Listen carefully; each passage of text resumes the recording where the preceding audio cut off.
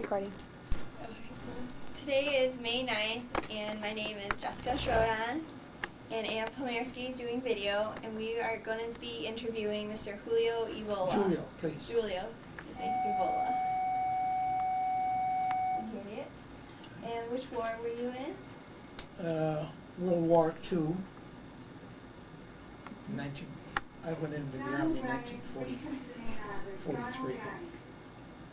And I came out 3 years later. So it was a total of 3 years, full 3 years in the Army. Should I go on? Yes, Well, in 1943, very early in the year, I believe it was February of 43, then I was inducted into the service. And that morning, my brother drove me to the train station in Detroit.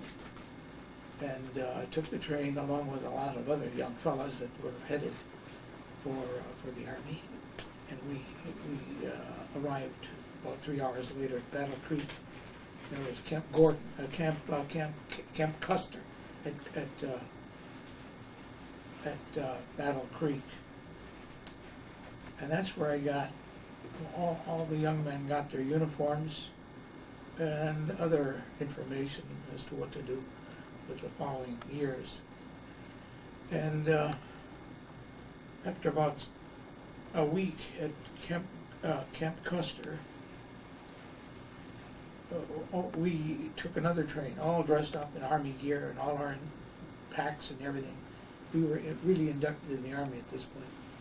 And we took a train, and we didn't know at first where we were going, but we were going to some camp somewhere. And eventually we arrived at Camp Gordon, Georgia. That's down near Augusta. And that's where we stayed and got our training. Along about November of that same year, 1943, we went to Tennessee for what they call maneuvers, where you get more experience in being outdoors and learning how to fire the cannons. And this is all outdoors, November, December, and January. And then we came back to Camp Gordon, Georgia, and we got more training at Camp Gordon, Georgia. What kind of training did you do? Well, you see, I was in the medics, but I went along with a group of men, what they called a field artillery battery, and they were in charge of firing these big 75 millimeter guns. They're mounted guns on wheels. Mm-hmm. I didn't do any of the actual firing because I was a medic, but I went along with them. So their training, of course, was how to fire these big guns, and to camp and decamp and move and reestablish oneself in a different position and so on. You got all that training in Camp Gordon, Georgia. Then along about late 1944, about September, we started packing up. Everything had to be packed up in crates and in boxes.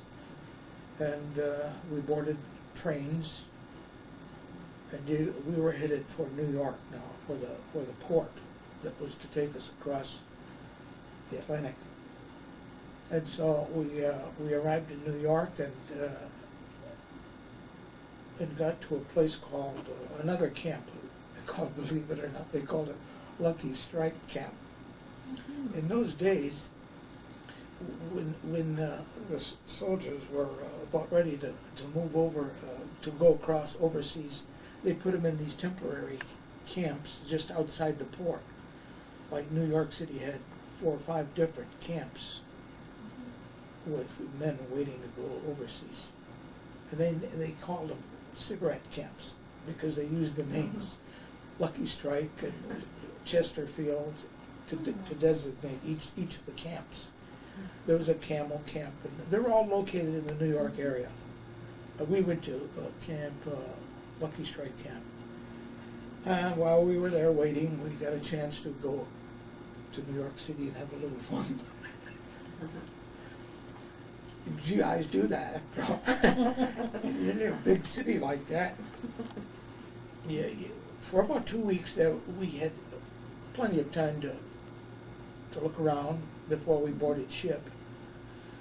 And then finally we all came down to the port and all our equipment, and we boarded this big British boat, called a ship or boat. It used to be, from what I remember, it used to be a kind of like a meat carrier, but it was converted into a troop carrier at this time, where they were carrying troops across to England.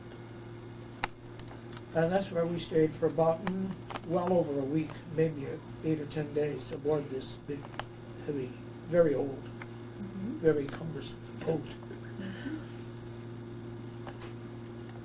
And that's where we stayed for about 7 days. If the weather was good, we would be aboard deck.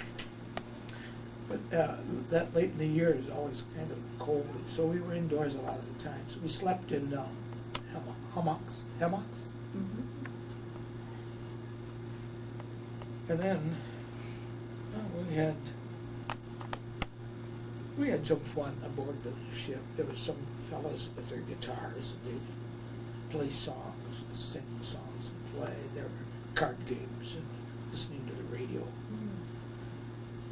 and having contests sometimes to see, like quizzes, like a geography quiz and other quizzes to keep ourselves occupied. And finally, one day we arrived in England. You want me to go on from there? It's a long story. Hey, you want me to go on? Yeah, how long were you in England? Well, we were about 2 full months in England before going over the English Channel into France. So, we were in England we arrived in England early October. And we stayed in the port until a train came along and carried us to a town called Wimborne. Wimborne Minster was a city in the southern part of England. And that's where we were to stay for a while anyway. So we left the ship and boarded this train, and we rode all night long to Wimborne. And then, let's see now. We arrived in Wimborne.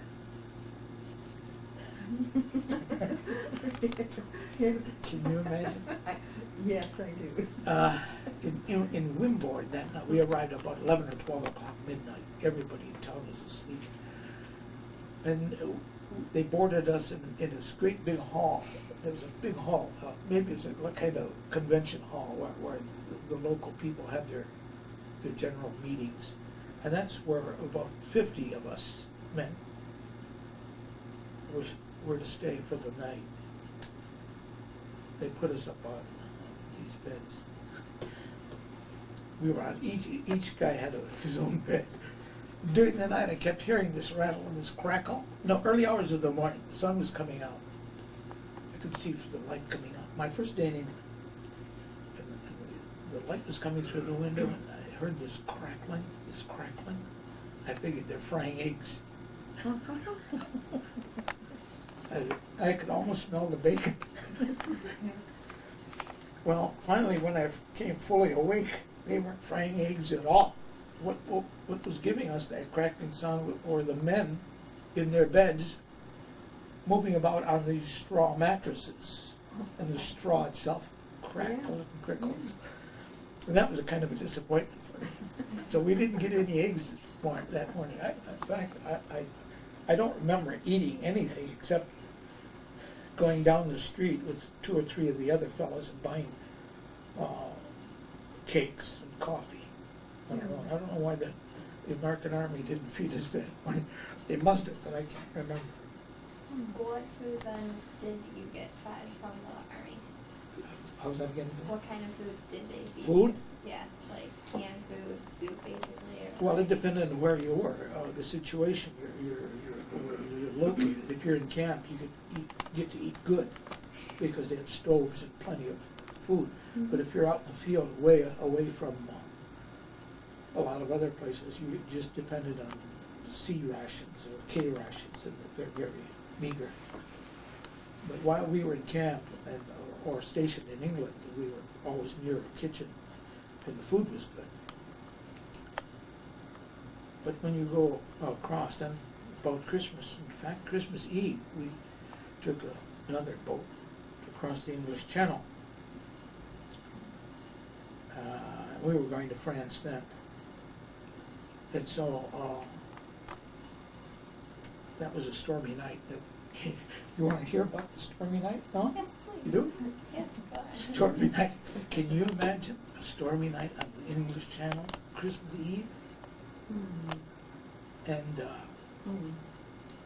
it was so stormy that I got seasick, and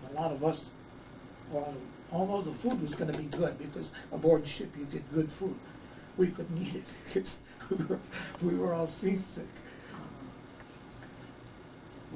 The only way I could sleep at all was to get on the bottom of the boat and just lay down as flat as I could get. That seemed to be helping me, so I wasn't so sick while I was lying down. Let's see now, Christmas morning, I looked out. I was the first one on deck because I'm always anxious to see while the other guys were sleeping. I went out on the deck and I saw my first sight of France, in this town up here.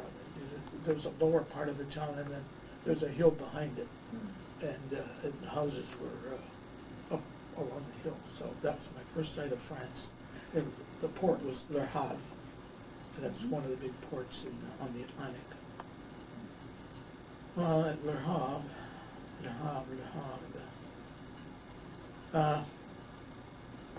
Late in the afternoon, we left our ship, equipment and all, trucks and all, guns and all, through the open, whatever it is, I forgot. The boat opened. It's one of these big boats that opens up all the trucks go out, all the tanks go out, and all the guns go out, all the guys go out. Then we boarded our trucks, got on our trucks, didn't stay in Le Havre at all. We just got on our trucks and went out into the country. By that time, it got really dark. Couldn't see a thing. So we arrived at a place what it seems to me like many hours later of night driving in the cold, because it was already December, late December. My feet were cold, frozen. And after about 3 or 4 hours of riding, heavens knows where we were going, we arrived at a place, and we all got out. Everybody got out. All the men got out. Each man had his own bed equipment, his own blankets, and things like that. He just flopped up where he was and rolled his bedroll and went to sleep. The next morning, we all woke up. This was my first morning in France. My shoes were frozen. I couldn't put them on. Oh my God. The sweat freezes overnight. So what we did, we were lucky we could build fires. It was daylight. You could build fires in the daytime. But at night you wouldn't. In order to put your shoes on, we all had a little fire going. The men were in groups, guys that were chumming together. They'd built their own fire and they'd sit around her. And I had my group. We built a little fire and then just hold our shoes like over the fire, like this, to thaw them out. And then we used the fire even for eating. Sometimes we had fried eggs or fried potatoes. And then the kitchen truck arrived, and we all had good meals after that.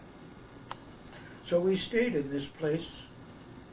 There's a little town. Must have been about a town. It must have been about 100 miles from Le Havre, where the port was. And being that I managed a little French, I could speak some French, in that I studied it on my own. I had a French and English dictionary too with me. We went down into this small town for straw. Why would we need straw? For bedding, for our ground. The ground, of course, was hard and frozen. So get straw, you could have something to sleep on. We'd go into this little town, Monsigny, little town, and we got straw. We exchanged soap and candy bars and cigarettes for bundles of straw. And took them up the hill to our spot. And we stayed at Monsigny. That little town is called Monsigny. I asked the boy what the name of the town was. Monsigny. And I found it many years later. I found it on the maps that I had at home.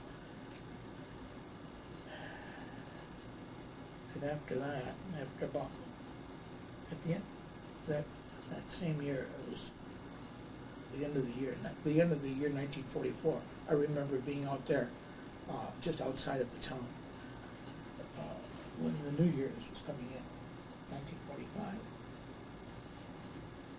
New Year's Eve, but no real action. I don't remember any. We were out in the field anyway. Then one day, we were headed for you know what, the front. So we got aboard our trucks. See, I was with this field artillery, and we have trucks for the troops and the trucks that pulled these big guns too, along with the trucks, gun carriers and kitchen truck and so on, in a convoy, what they call convoys. And we headed east to you know where, to the front. Now, it was fun seeing all those places. France, imagine being for the first time in France. All those cathedrals, all those towns. And that night, first night, we stayed outdoors, mind you, in a big field. All the GIs had their bedrolls, and we plopped down just about anywhere where we could find a space. I remember that night, it was so cold that just sleeping by yourself was warm up. So we all got together, maybe about 10 guys close together, body to body. And each one of us used our blankets to cover the whole mass. So we were all covered, about 10 guys in this ball of humanity with blankets. And that's how we spent our night. That was the first night. The next night was different. Let's see now, the next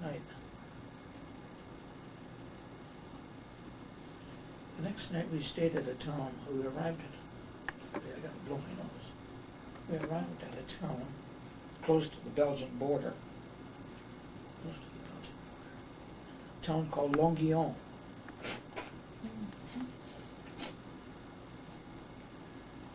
And I don't know, I guess they didn't have our dinners ready for us, our suppers. So 2 or 3 of us, my GI friends, went into this tavern. And luckily we could get slices of meat, cooked, roasted meat, and we enjoyed that. This was before our army truck arrived or something. They just didn't have the kitchen ready for us, and so we decided to go into this bar and have some wine and slices of beef. What we thought was beef. But how could you get beef during wartime? Anyway, on the way out, we saw dead horses out there. The Germans had used horses. Did you know the Germans were using horses? Two. At that late stage in the war, they had lost a lot of their trucks and couldn't get gasoline anyway. So they were starting to use horses to pull their guns and army equipment. And of course the horses were killed too when the bombings took place. Where we were that night was a bombed out area. It had been just bombed out because all the buildings were all down. There's nobody else in town. And there was even fires still going on in some corners at the time. And we saw these dead horses, and we figured, hey, that wasn't beef at all. That must have been those dead horses that were sitting on.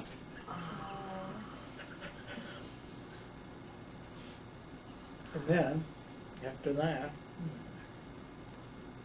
we stayed a couple days in Longuillon, and we chatted with the people in the village. I went around. I knew some French, and these guys were always looking for wine. Wine. Those American GIs wanted wine. It was easy to get. All you had to have was something to exchange for wine. So, chocolate bars. So we stayed in Longuillon for about 3 days, and then towards the front. And this is where we came into Belgium. See, this town of Longuillon is just outside of the border of Belgium. We went through Belgium, and then kept on going. And I thought we were in Belgium, but that night I asked the lady. We stayed at a house, what they call a billet, a home that's been made available to the GIs for a night or two. Usually up in the attic or some other corner of the house that's not used. And I asked the lady in the house, where are we? What town is this? And she says, we're in Luxembourg. We weren't in Belgium at all. The countries are so small there. In one country 1 hour, and you're in another country the next hour. So that's where we spent my first war night, if you want to call it a war night, because we were very close to the front at this point. The lady had told us we were in a little town called Chandel, which is just inside Luxembourg. And we were only about maybe 10 miles from the front, the main front itself. And you could hear the booming of the guns and the rat-tat-tat-tat-tat up the machine guns. And then the light in the sky, the flashes of lightning to the north. You knew you were very close to the front. And I was in a bedroom with 3 or 4 of the other fellows. And we took turns watching, staying guard. We'd each sit awake while the other men slept. And then in the next morning, it was a very snowy, cold morning. Had a hard time on those country roads because of the slipping and the sliding that the ice caused. Let's see. We finally arrived at a town. Well, we were outside of a town called Wiltz, W-I-L-T-Z. We were outside of that town, maybe about 5 miles. And this was the front. It was all quiet in the daytime. But at night, this is where you heard the sounds of battle. They were loud. We were still about 5 miles from the main actual front. See, with the field artillery, you can stay far back enough and fire over several miles. So you weren't exactly at the front. The infantry was at the front, facing the enemy directly. But about 5 miles back, you're fairly safe, as long as they don't send any shells over. Well, that's the night that we were shelled. The first night that I was there, that we were there, we were shelled by the Germans. Several rounds of ammunition, of shells came very close to us. In fact, one of them landed so close to my bedroll that a clump of dirt fell on top of it. And well, what could you do? I thought, hey, this is too much for me. How did I get into this? I'm gonna desert tomorrow. But I never did. When morning came and everything quieted down, so it wasn't so bad. And so we all had our breakfast. Well, anyway, after the weeks went by, we just kept moving from one location to the other, from one position, in order to get in an area where we could fire at the Germans. We were on the southern flank of the Battle of the Bulge. You heard of the Battle of the Bulge? Dolly, do you remember the Battle of the Bulge? The Battle of the Bulge was Germany's last attempt at victory. It was late in the war. They had lost a lot of their airplanes. They'd lost a lot of their men and a lot of their tanks and so on. They had no gasoline for their planes. They were going to give up. But their last attempt was to make one last push westward toward the sea, towards the English Channel, and cut off, split the Northern Army, the Third Army from the north, and the First Army. The First Army was on the north, and our army was into the south. Their attempt was to make one great big push. That's why it was called a Battle of the Bulge, because on the map it looked like a great big bulge, where the German army just pushed, and caused this big bulge. So that was the name of the battle, Battle of the Bulge. And then after, we went different positions, firing our rifles, our guns.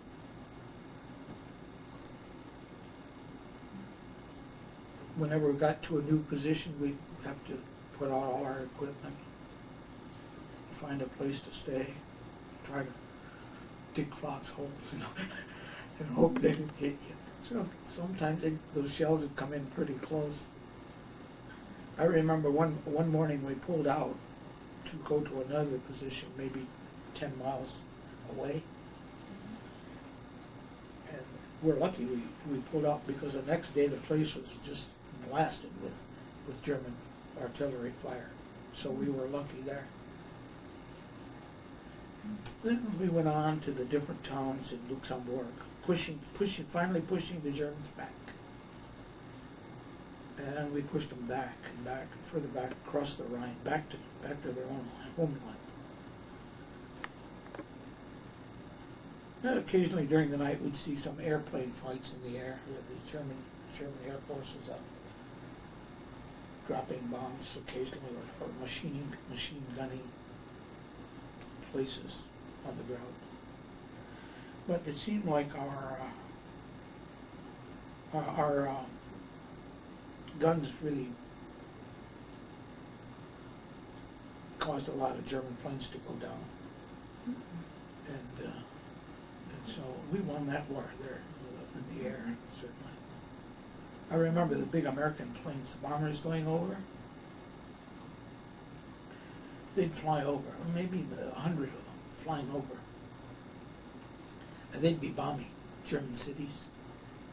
And you could hear the bombings, and the vibration of the ground is so intense. Well, finally, let's see, the war must have ended somewhere along the line. Well, we stayed in France. We crossed the Rhine River. At that point, they told us that we had to go to southern France now, because there was a pocket of Germans around Bordeaux. The Germans didn't want to give up the port of Bordeaux. So they stayed on while the rest of the battle moved eastward. The Germans remained in that area, Bordeaux, guarding the port.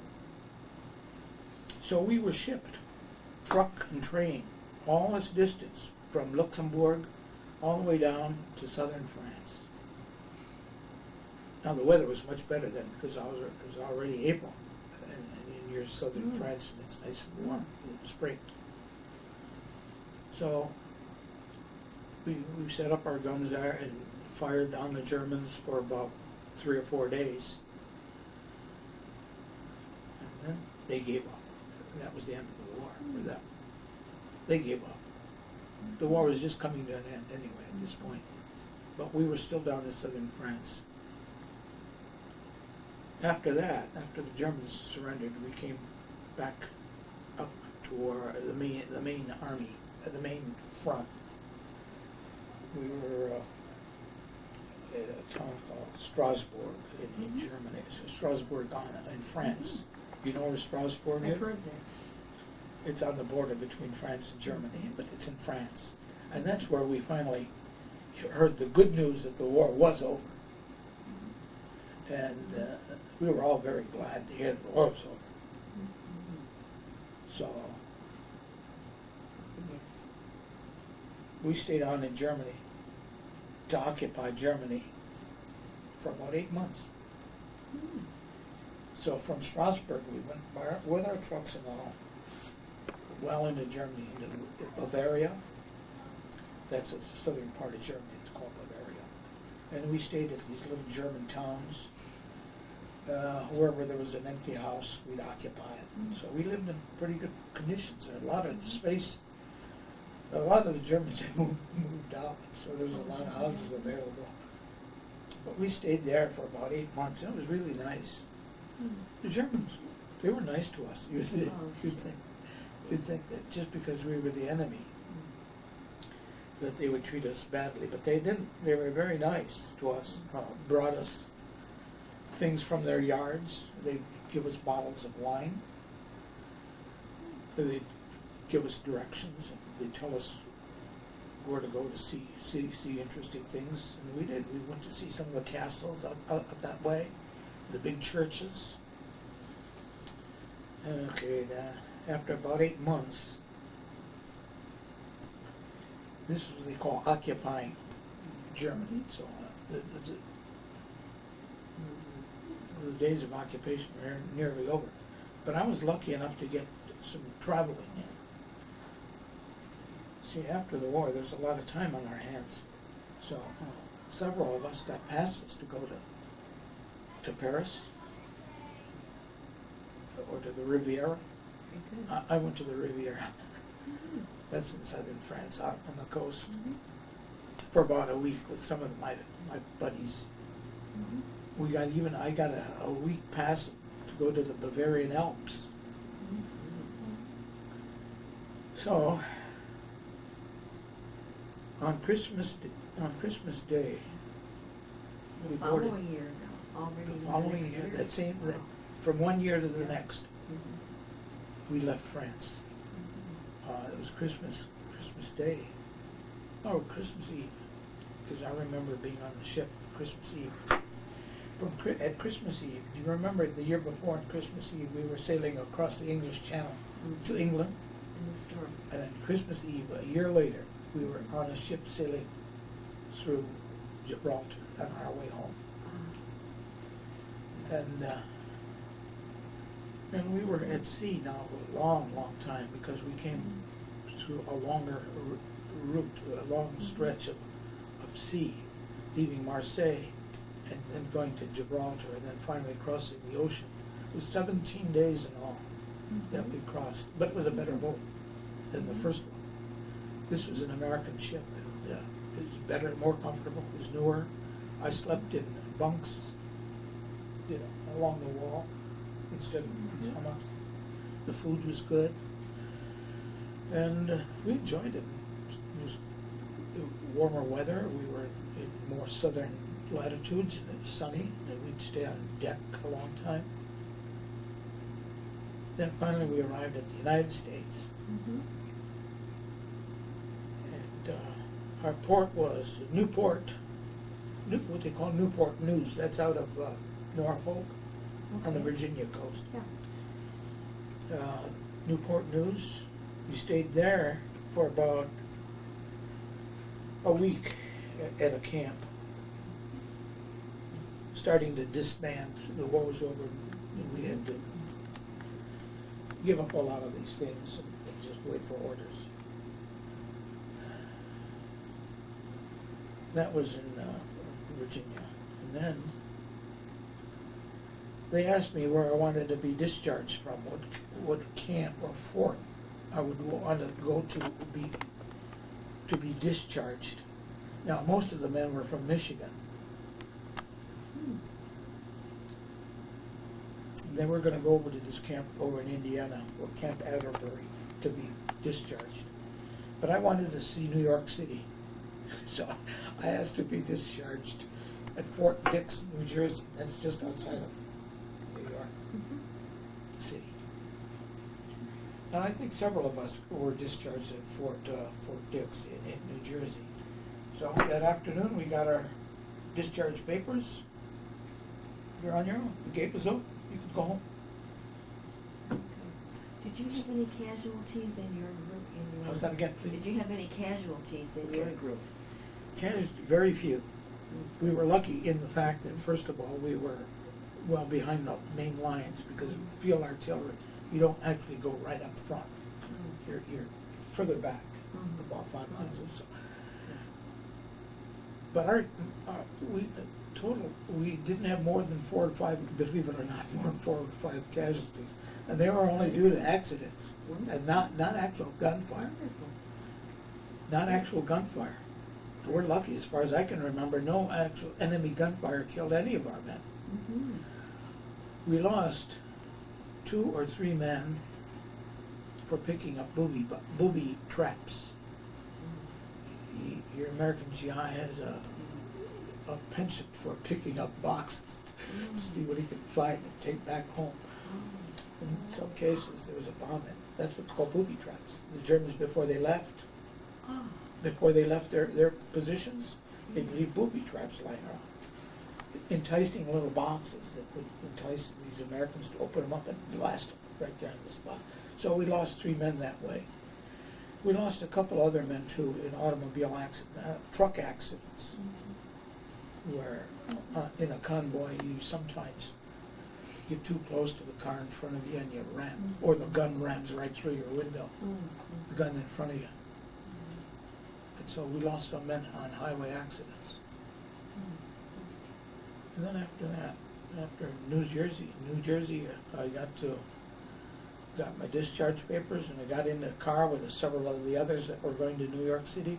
There was a man who had a car, maybe one of the locals, to make some money. He was a kind of a driver, and he drove us to New York City for a price.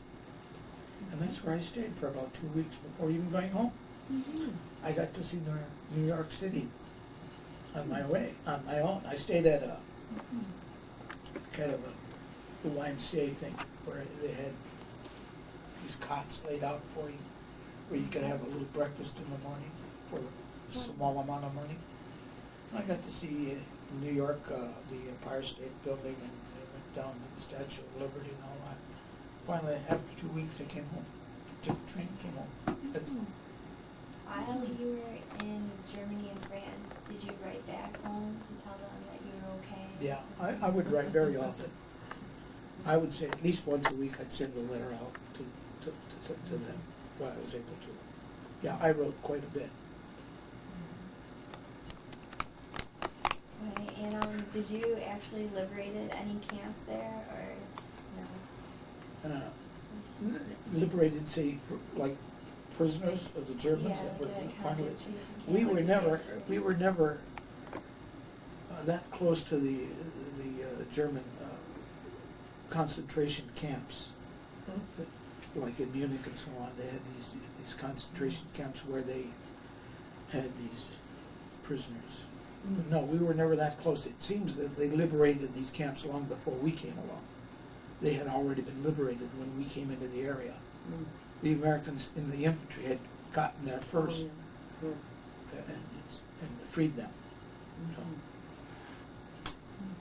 I know you said you were a medic, but did you operate a gun or? You're not allowed to. If you're a medic, you're a medic. You're not a shooter at all. Oh, you couldn't pick up a gun, not even to defend yourself. You had Not this even to defend yourself? As far as I know, no. You're a medic. Whoa. The other guys around you would defend you. You're not allowed to carry guns, which is okay with me. I mean, in the sense, I hope the other guy realizes that I'm a medic. I got a Red Cross here. Yeah. Those are the rules. What do they call them in the Army? This is all the countries agree to that. Medics don't carry firearms. We weren't even taught to shoot. Even we were brought up to be medics, to learn about wounds and how to cure people, how to take care of battle wounds. What was the question you asked me? Something about. You asked me a question. was it? I I forgot. just said, I know you said you were a medic. Operate? Yeah. You mean actually cut people open? Yeah. No, we never had to do that. We'd send them to hospitals. There was always enough Did hospitals. you have the ability to do that? No, Or you, no, okay. you're a medic, you're a field artillery man. Okay. In the medic, you go along with the men Mhm. and help them when they get wounded. Mhm. If it comes to any very serious wounds, the ambulance comes and takes you away to a hospital. Okay. All I did was administer first aid or whatever I could do, like put a tourniquet Mhm. on an arm or give what they call penicillin for the wounds and so on. Minor things. Mhm. So Mhm. And were you married before you No, were? no, I was married. No, I married rather late in life, but at that time I was not married. I married much later after I came home.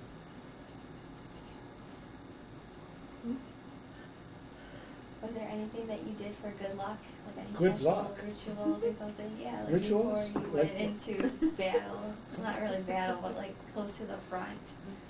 You know, I never believed in carrying things for good luck, like rabbit's feet, things like that. Yeah, No. like charms. No, I just kept my fingers crossed like that, like everybody else does. No, I never carried anything like that. I never believed in good luck charms. So what did you do on your free time besides having some wine in France? Oh, that wine in France. After the wine, I myself was not a drinker of wine. The other guys were, they were always drinking. If they could be drunk every day, those Americans drink a lot. And even the Frenchmen thought that was kind of Oh, strange sure. that they should drink so much. Oh. Because they don't drink like Americans drink. They drink with meals. In fact, it's not good to get drunk among their group. Oh. To drink and be merry, yes, but Yeah. to be fully drunk where you start destroying things and hurting Yeah. people, that's looked down upon in France completely.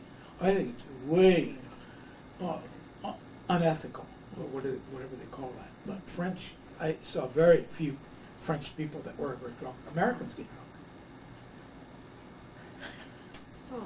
What Too we bad. did, I myself would go through a town and look it over, cross bridges, go into cathedrals, goes into castles and things like that.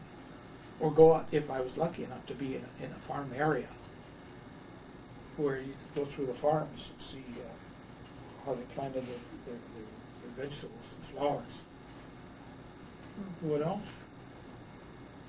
And when you're in town like that, there's plenty of things to do. You can go to the central square and just watch the people walk by. Or sometimes there'd be music in the central square. Or in the evening, if you were a drinker, there's always plenty of bars in Germany where you guys would sit and drink their beer. Mhm. You had this game going, glug, glug, glug, where you could see who guzzled down a whole super of beer without stopping. To the music, and there was singing and musicking and all that while you're drinking. Yeah, they I never do did that. that. I drank some beer, but I was never into alcohol at all because I didn't like the after effects. But some of those guys were always drinking. Where was Hitler during this time? Hitler, by the time we arrived in Germany, well, he was still alive when we first crossed over into Germany, crossed over into the Rhine. Mhm. He committed suicide later, after it looked pretty impossible for the German army. They were nearly all surrendered by this time. Quite late in the war, Hitler committed suicide, from what they say. But we were lucky enough to go up to his home, a place called Berchtesgaden. Did you ever hear of Berchtesgaden? Yes. Mhm. A bird's nest, eagle's nest, Yeah. up there on the mountain. There's a mountain like that. Mhm. And Hitler and his men had this castle, this mansion up there on the mountain. It's called Berchtesgaden. We went up there after the war, and on one of my passes, I went up to Hitler's mansion after the war. That's the way it is. Did you go in the building? You went in? How did it look? Like ours? archives No, and houses? not as ornamental, not as ornamented as ours it would be with a lot of Oh, pictures and things on the wall. It's quite bare as I can remember. oh. Quite bare, and mostly like this. Tables, chairs, Uh-huh. bare walls. Oh. But there may have been Mm. more art that had been removed before, Yeah. before the Americans arrived. Mhm. It was rather bare. So, Did you want to show them your picture when you were? well, is it ready? Ready, sir? Bring some pictures over? You want to see pictures? These are some of my army buddies. And me, I'm down here at the bottom. How old are you? I was about 20 or 21. Zoom I'm at in. the Oh, bottom. that, good idea. Can you see it from there? Sure, the big picture, they Here's a can big take that picture. one better. This is when I came home on furlough one year, Oh. that year, maybe the first year. Oh. Looks like a Can you see it? like a little boy. They were. Yeah. This is a card, one of the letters that I had written home to my sister, Camp Gordon, Georgia. What are those, barracks in somewhere? Barracks, the barracks in Barracks. Georgia. Camp Jordan, Camp Gordon, Georgia, Georgia. where to the stream.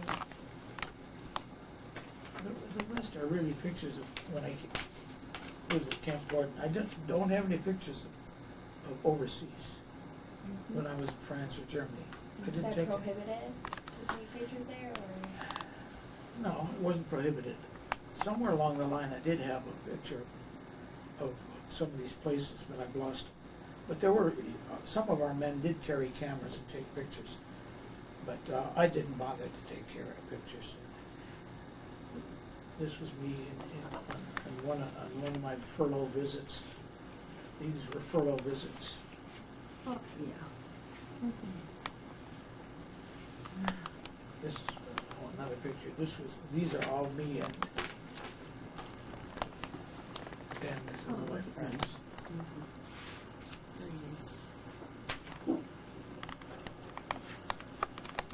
These are mostly me and at Camp Gordon.